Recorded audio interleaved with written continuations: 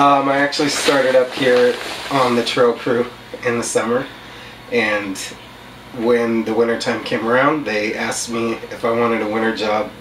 I told them the only job I wanted was a cat operating job, and they kind of laughed me out of the building because they said they had plenty of guys, and then there was a lot of lumberjacks and people that ran equipment in the woods, so they had plenty of experienced people, and I was 18 years old and didn't have any experience really.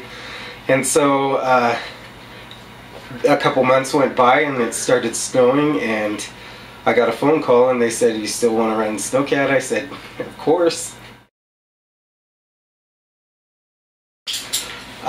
Why Mount Shasta Ski Park? Probably because it's the closest to the town that I live in. I live in McLeod. I grew up in McLeod, and I grew up skiing here. I loved it. I always saw the snowcats and thought it would be something fun to do, and I wanted to do it, but I didn't really think I would get a chance. But I let them know, and it worked out. I got a chance. The thing that I like the best about it is it's almost like art. When you make in the jumps and things like that, you can tell each person's little specific things that they're good at and their kind of signature to the park. You can always hear when the riders say, "Oh, I could tell you did the park last night," or "I could tell you built that jump." It's kind of like a form of self-expression, and I used to love to ride dirt bikes. I used to love to snowboard, and there's nothing as fun as hitting a jump that you made yourself. I would say that every night is different. That's what keeps it exciting.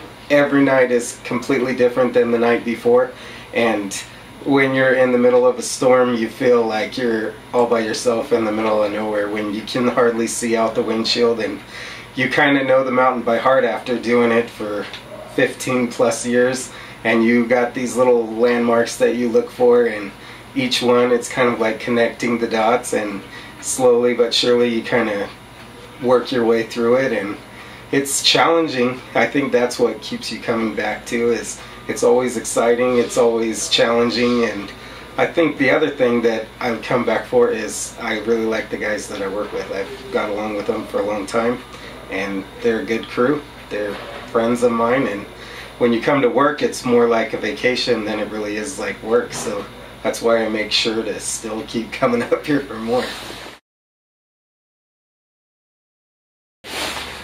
I think that something that a lot of people don't know about snowcat operating is it's a lot harder than it looks. When you watch somebody just going by, it doesn't look that complicated, but the conditions change all through the night. Like, you might start out with the conditions being great, and then the conditions change 3 or 4 times in an hour.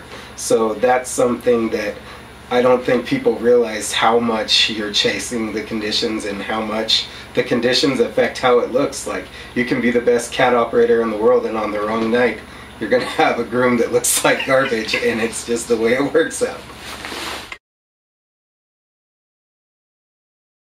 Alright, I think my favorite thing out of all the conditions that you can experience up here is about once every 3 or 4 years you'll get a night where it's a full moon and you have a huge storm blowing, and then in a half hour it blows out and all the clouds sink down into the valley, and you're up above them, and you got that full moon, and you feel like you can see forever, and you're above all the clouds. It's like you feel like you're in heaven almost. It's really weird, but it's those are the nights where you really feel like you got the best job in the world.